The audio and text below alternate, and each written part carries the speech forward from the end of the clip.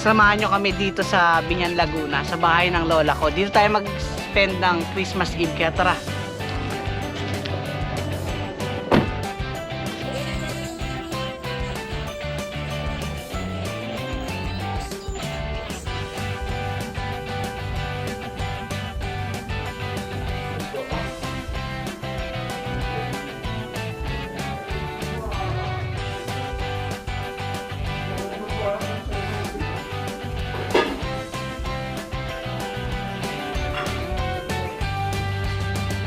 Pero di makukumpleto ang Christmas Eve kung walang pa-games.